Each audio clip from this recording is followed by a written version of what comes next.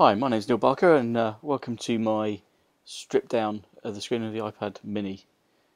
Quite a tricky job, but here we go. This mini's been in our temperature controlled oven for approximately 30 minutes just to get the heat around it and get the glue melted basically. We use an arsenal of tools, but here we got a suction cup, heavy duty. It may help if it's not too smashed, but this being really shattered, it's not going to lift at all. There's no suction. So we go back to our trusted iSesamo tool. You can get it on our site, AppleiPodParts.com. It's the best tool we've got. And I've got a plastic non-marking tool there as well. These are the tools that we're going to use to get into it. The iSesamo is an absolutely fantastic tool, really bendy, really sort of nicely edged. You can get into most things and you can get all the way around the edge. So we're going to work our way, get an entry initially, and then work our way all the way around the edges, and it lifts up. The digitizer lifts up like that from the top, leaving the bottom sort of stuck down, because that's where the cables are attached. You've got the home button cable, you've got two Wi-Fi cables, and we're going to lift up from the top. Again, it's quite toasty, it's quite warm, and so we're going to, I've got a glove on here. So first thing we do is just gain entry onto the side using the iSesamo. It's thin enough not to mark, but it's just nice enough to get into there and just literally get enough of a gap just to get the plastic tool in. Preferred to use the plastic tool because it doesn't mark the metal, but obviously you have to gain entry initially. Once you've got the plastic tool in there, obviously it all depends on how smashed and shattered it is. The more smashed and shattered they are, the worse they are to do. And we're going to run it all the way down the side, as you can see there. Been really careful, really gentle. Takes a bit of force though, and we're going to run it all the way to the top.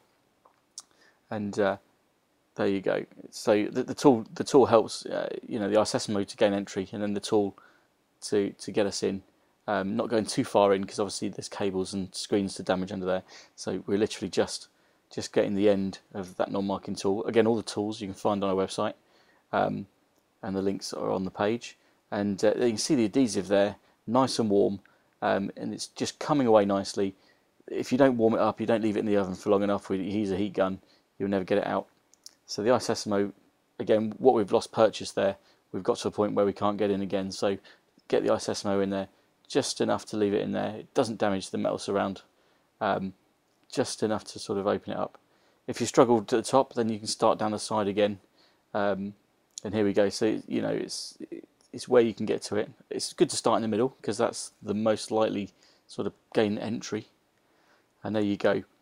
So the iSesamo gives us a bit of entry, and then the plastic tool allows us to run up and down the side. Obviously you get to shattered bits and it just makes it a little bit of a nightmare. But that's the way it goes. Obviously these aren't sort of designed to be repaired as such, but obviously that's what we're here for. That's what we're here for, teaching you to repair. Again, tools on our website, parts on our website. You can get everything you need, and obviously this video will teach you how to do it. So I'm not keen on not showing you everything and sort of cutting film, so we're going to leave this run. It takes quite a while, but it's going to be at double speed, so hopefully you won't miss too much. But essentially the details there, and like I said, I'm not in the habit of cutting videos because there might be a little nugget there that you spot that that'll be useful. So what we're saying is that it's extremely messy, extremely difficult, not for the faint-hearted. But we're looking at there, we've obviously gone down the sides. Now we're trying to pry away the top. Now the top is really shattered, but what's holding it all together, you can see there, is the adhesive underneath. And what we're trying to do is just lever the adhesive up. We're trying to hold the adhesive. Eventually all the adhesive will come away with the glass, even if it leaves a little bit of glass behind, and we'll be able to lever the screen up and open a bit like this. Now what we didn't do, we didn't cut the screen there, but you can see there, the screen's coming away at the top, and you've got all the guts in there, the LCD's there, and what you don't want to do is obviously just knock the bits of shards of glass out, because if you put that screen back down again, then yeah. But you notice there's a magnet. There's one at the top, one at the bottom, and we're going to keep those because we're going to put them back. They're there for a reason, and yeah, what you don't want to do is get glass in there. Once the glass is in there, and if you shut the glass back down again, you're going to scratch the LCD, and that's not HP, i.e. not good. Right, now we're going to work on the bottom. This pries away pretty much like the rest of the iPad did, but what we don't want to do is wrench it off and slip, because this is where the Wi-Fi cable is, the home button cable. So it's a case of, I go off screen there, it's not ideal, but it's hard to do it under camera sometimes. But what we're looking to do is literally pry away using the plastic tool at the bottom, all the way along the bottom edge. I'm hoping my hands are going to come back in the screen any second and show you what we've been up to. I didn't get too far, but literally with the fingers and that, minding your fingers, we're just going to pry away at the glue, knowing that we can't wrench it too far, otherwise we're going to tear cables. We're just going to work our way along there. This is tedious. Like I said, I don't like cutting videos, so I'm going to keep this running, and you're going to have to listen to me chat. But again, AppleiPodParts.com, you can get all of the tools, all of the parts, and a lot of the aftercare if you need it as well. This is a tricky thing, not for faint-hearted. I don't recommend that anyone does it. iPad minis we've found are one of the hardest things to repair, and even though we've done tons and tons of them now, they're still throwing up sort of some little misdemeanors now, and but that's what we're here for, and if we find any, we'll mention them. Yeah, so just working away at the bottom, is getting to this corner, and that's where the cable is, that part of the corner there, and there's my hairy arm. I'm Neil Barker, by the way, so you obviously followed some of my other videos. So in here, again, the cable's in here, but once we've got all this glue apart, there is enough spare room on the cable to allow us to pretty much lift this digitizer all the way open like a flap, and allow us to get to the screws, and and basically get the digitizer out. So there we got it. We got it opened like a book, like a flap, and hopefully bring it up a little bit, and you can see there in the bottom of the picture is where the cable is. Now there's the Wi-Fi cable, there's the home button stuff, the sort of glue around home button, and there is the cable for the digitizer. Now what we're looking to do is, this is built very much like the other iPads when you get this far. There's 4 screws. Just don't forget all of the sort of Wi-Fi cable, home buttons, and keep those protected at all times. Now I just cleaned the surface, cleaned all the shards of glass. It's good too, because if you don't clean the shards of glass off, it's going to scratch the back of it. We've got the iPad mini open here, and nothing's changed since obviously a second ago. I cut it because he didn't want me to see me wiping the surface down. Now the LCD is 4 screws, 1 in each corner. They're sort of the Phillips type screws, so we're going to take those out now. Again, a little bit fiddly once you've got the screws out, but you've got 2 screws there, and then the bottom screws, or as you look at it, I guess from the front, the right hand side screws, top and bottom, have both got sort of rubber covers on, or sponge covers. Now we keep these and we put them back because they're there for a reason. As I always say in all my videos, things are there for a reason. Apple wouldn't waste 10 million of those little suckers if they weren't needed. They're there for a reason. Put them back. The amount of times we see ones that iPhones, iPads, iPods been repaired before without these critical little things put back in place. I know it's hard. I know there's so many of them, and once every now and again you'll miss one because you're new to it, but eventually you must put them back. I mean, we swear by it. They're there for a reason. Same with the magnets on the digitizer where my sort of left index finger is. They're there for a reason. They're there for a reason. So there's 4 screws out. We'll try and take the LCD out now. This is really tricky. It's quite tight, and the LCD is actually stuck down to a plate behind it with 2 strips of adhesive down each side, a bit like the old iPod Touch 2nd and 3rd gens. There's a tiny strip of adhesive all the way down both sides. Makes it a little bit difficult, and it's a really, really, really fragile and expensive LCD. So obviously you don't want to muck about it too much, but it just takes a little bit of bravery.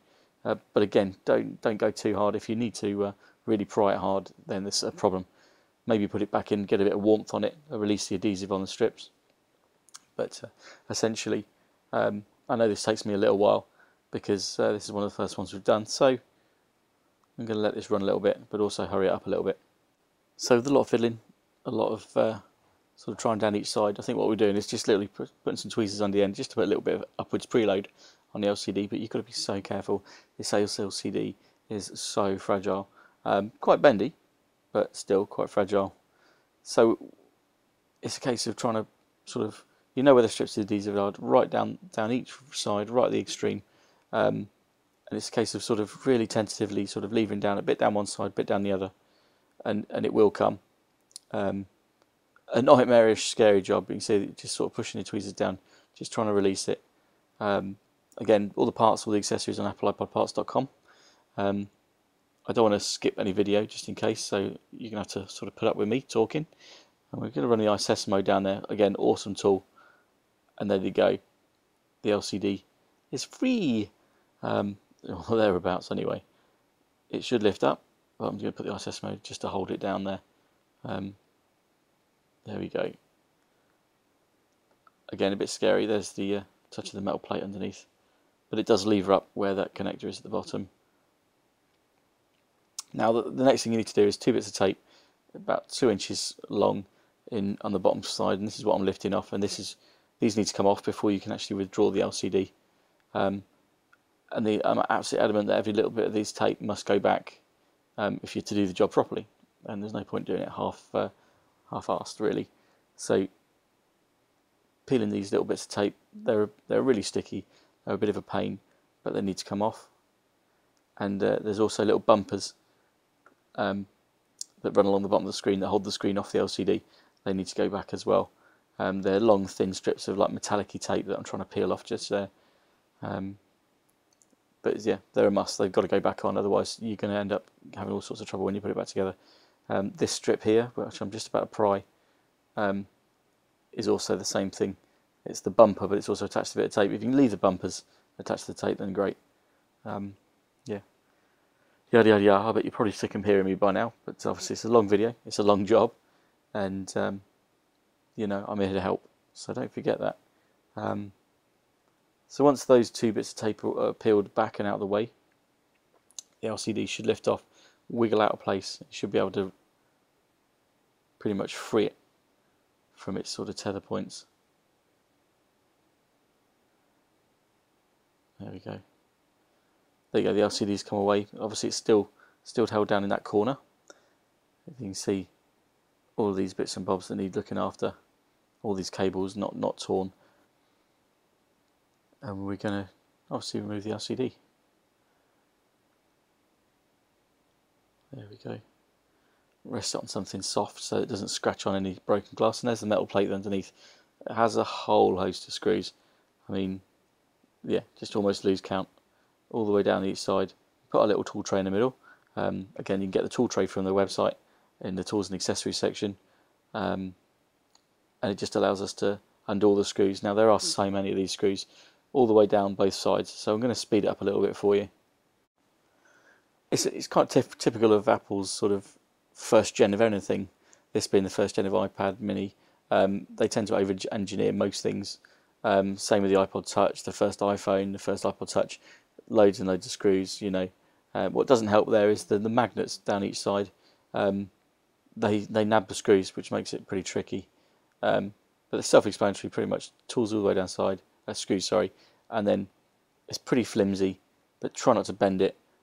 But you can lift the plate out from the screw holes, and there you go. There's the LCD plate with 2 tiny strips of adhesive down each side for the LCD.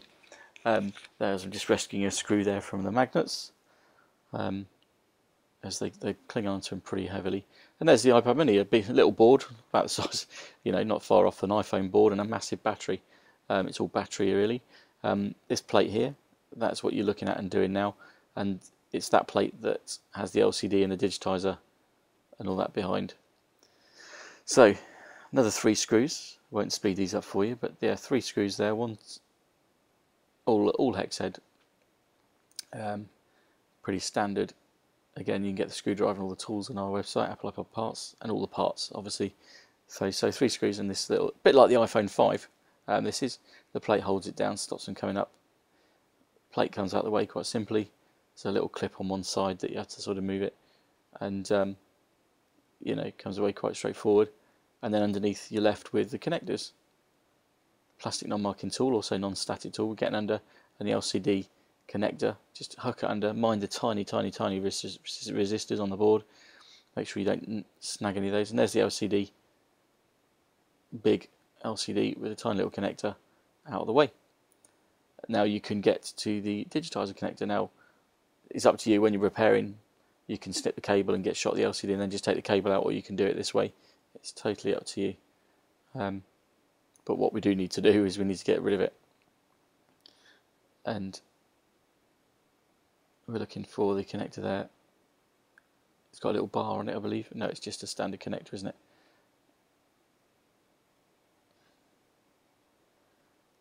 Again, be careful of all those tiny little resistors on the board. That's right, there's a bit of black plastic tape on there. Once you move the tape out of the way, the actual cable is stuck to the board, and that's what I'm loosening off now. The bottom section of the cable where the IC is, and that's the chipset for the cable. Be careful when you're buying the screens, make sure you buy it with the IC chip, otherwise you're into a world of soldering. There you go, the cable comes off, and so does the tiny little the little connector. Minuscule, and you can see bits of tape here. They cover those terminals. They must go back on. There's a long bit of plastic tape. There we go, sort of knock out the bits of glass. We're going to hoover that out as well with our little mini hoover to make sure there's no shards of glass. But essentially there's the iPad mini free of all screens, and there's the old digitizer with the you see the IC chip hanging off the bottom.